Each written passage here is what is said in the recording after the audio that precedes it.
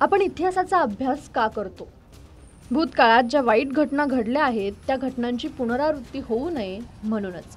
उलट त्या घटनांमधून धडा शिकून तशी परिस्थिती उद्भवल्यास त्यातून मार्ग कसा काढायचा याचं मंथन करण्यासाठी आपण इतिहासाचा अभ्यास करतो. एक साधं आणि सोपं कारण आहे. इतर कारणं देखील आहेत, पण हे एक महत्त्वपूर्ण कारण आहे. त्यासाठीच आम्ही तुम्हाला दररोज भूतकाळातल्या भयानक सिरियल किलर आणि कुख्यात गुंडांची माहिती देत आहोत.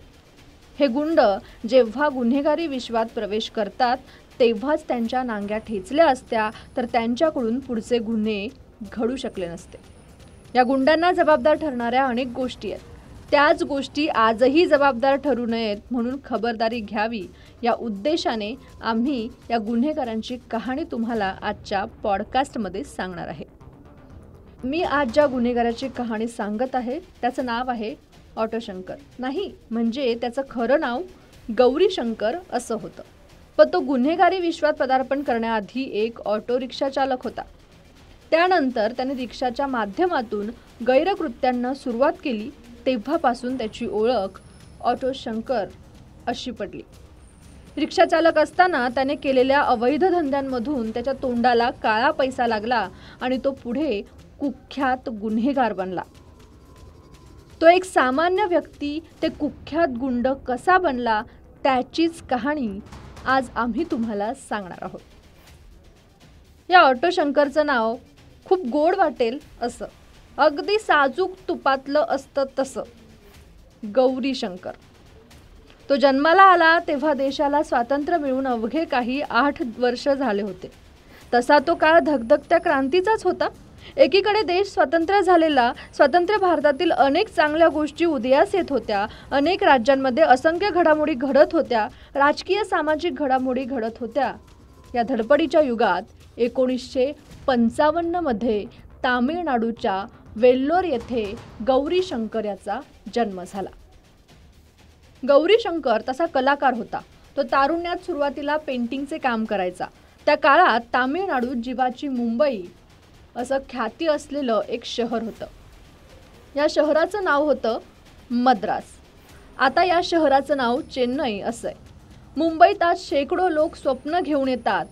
ते त्यांचं स्वप्न पूर्णही करतात. गरीब, कष्टकरी, मध्यमवर्गीयापासून ते श्रीमंतांपर्यंत सगळेच इथे येतात. हे शहर स्वप्न पूर्ण करतं म्हणून लोक मुंबईत येतात. तसंच तामिळनाडूत त्या काळात मद्रास शहर होतं. गावात शेतीतून काही मिळत नाही म्हणून लोक पोटा पाण्यासाठी मद्रासला यायची. त्या काळात मद्रास हे फार छोटं शहर होतं, म्हणजे आजच्या तुलनेनं तरी लहानच होतं. तिथली वस्ती आजच्या वस्तीपेक्षा अर्धी देखील नव्हती. पण शहर पुढारलेलं होतं.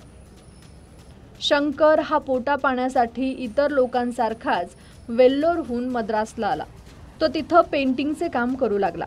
या काळात त्याचा संबंध तामिळनाडूच्या तिरुवनमयूर येथील किनारपट्टीशी आला. तिरुवनमयूर हे आज मोठं शहर आहे. पण त्या काळात काहीच नव्हतं. तिथे ना घरं होती ना आजसारखा वाहनांचा कर्कश आवाज. होती ती फक्त नुसती शांतता. तिथे साधे रोडही नव्हते. किनारपट्टीवर असंख्य नारळ आणि ताडाची झाडं दिसायची. समुद्राच्या लाटांचा आवाज आणि मोहक खेळती हवा. अगदी एखाद्या कॅमेऱ्यात कैद करावं असं ते सगळं वातावरण होतं. तिथल्या किनारपट्टीवर बसलं तर मन तृप्त झाल्याशिवाय राहणार नाही इतकं ते मोहक वातावरण होतं. निसर्गाने परिपूर्ण असलेल्या वातावरणाला देखील एक गोष्ट शाप होती. जसं चंद्रावर एक काळा ठिपका दिसतो ना, अगदी तसंच. ती म्हणजे तिथं अवैधपणे ताडीचं उत्पादन व्हायचं. विशेष म्हणजे त्या काळात तामिळनाडू सरकारने 2 वेळा दारूबंदी घोषित केली होती. म्हणजे 2 वेळा बंद केली आणि तातडीने सुरूही केली. त्या दरम्यान पेंटर शंकर हा ऑटो चालवायला लागला.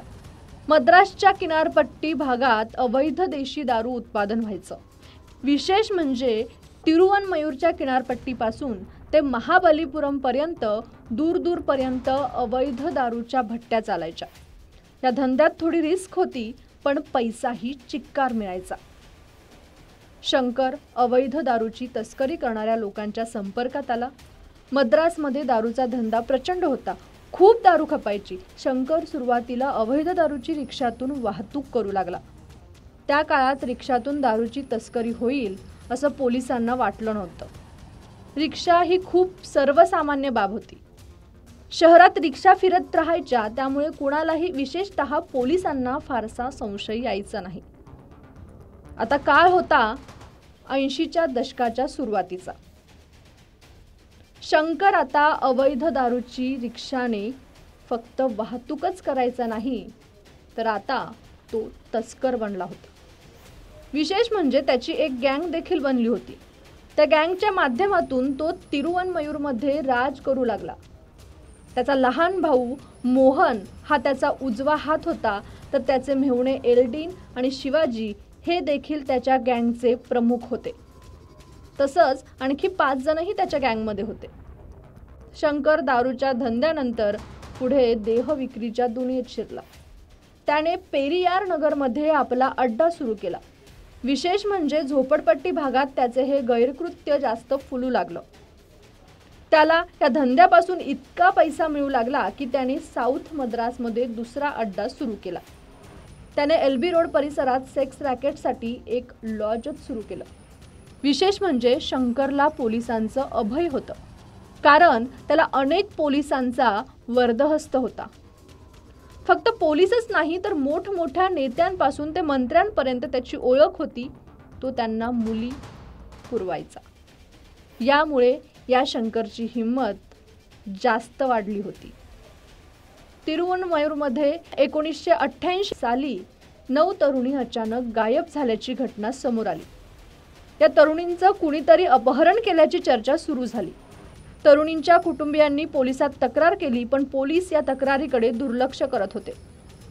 या मुली एका सेक्स रॅकेटमध्ये काम करायला लागल्या. त्या आपल्या मर्जीने घराबाहेर पडल्या असं पोलिसांचं म्हणणं होतं, पण मुलींच्या कुटुंबियांनी या गोष्टीला तीव्र विरोध केला. अखेर पोलिसांना या प्रकरणाचा तपास करावा लागला, पण पुढे या प्रकरणाची काहीच माहिती मिळाली नाही. मुलींचा तपासही लागला नाही. गुन्हेगारीच्या घटना एकामागे एक सुरू असताना शंकरला धक्का देणारी एक घटना घडली. त्याच्या रॅकेटमधील एक ललिता नावाची मुलगी आपल्या प्रियकरासोबत पळून गेली. शंकर तिला वेड्यासारखं शोधू लागला. अखेर ललिता आणि तिचा प्रियकर शंकरच्या हाती लागले.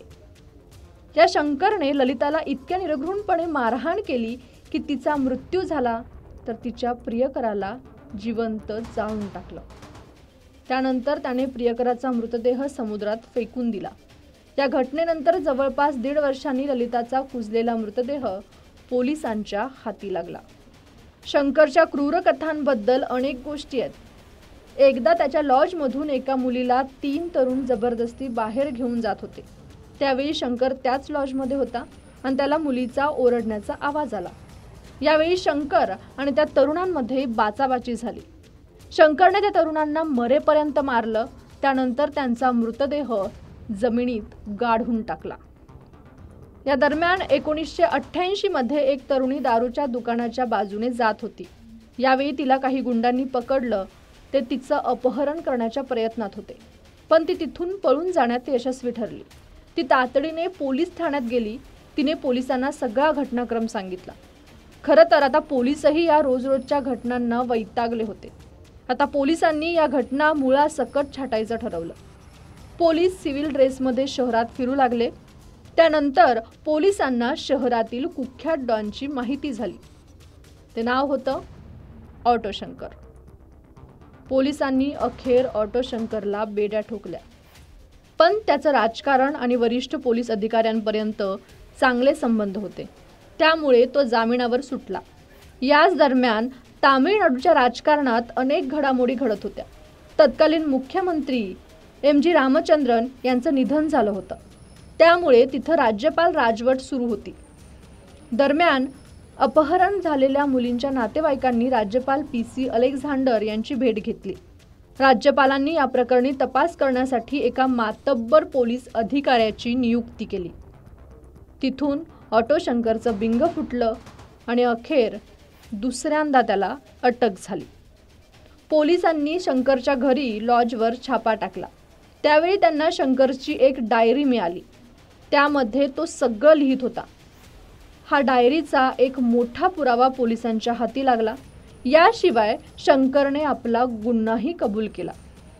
शंकर आणि त्याच्या 4 साथीदारांची मद्रास सेंट्रल जेलमध्ये रवानगी करण्यात आली. पण त्या जेलमधून तो साथीदारांसह पळून गेला. विशेष म्हणजे जेल वॉर्डननेच शंकरला पळून जाण्यास मदत केली होती. याशिवाय जेलमध्ये त्याला दारूसह अनेक चैनीच्या गोष्टी मिळायच्या. तरीही तो तिथून पळून गेला. शंकरला मदत करणाऱ्या सर्वांनाच कोर्टाने नंतर शिक्षा दिली. अखेर पोलिसांनी शंकरला ओदिशा येथून बेड्या ठोकल्या. त्यानंतर 27 एप्रिल 1995 रोजी सालेम जेलमध्ये त्याला फाशीची शिक्षा देण्यात आली. शंकरला त्याच्या कृत्याची शिक्षा मिळाली, पण त्याला गुन्हेगारी क्षेत्रात मदत करणारे पोलीस अधिकारी, मोठमोठे नेते आणि मंत्री यांची नावं मैदानात आलीच नाहीत. विशेष म्हणजे त्या काळात दबक्या आवाजात याबाबत चर्चा सुरू असायच्या, पण कोणत्याच नेत्याचं किंवा मंत्र्याचं नाव समोर आलं नाही. तसंच जाणीवपूर्वक समोर येऊ दिलं गेलं नाही, अशीही चर्चा होती.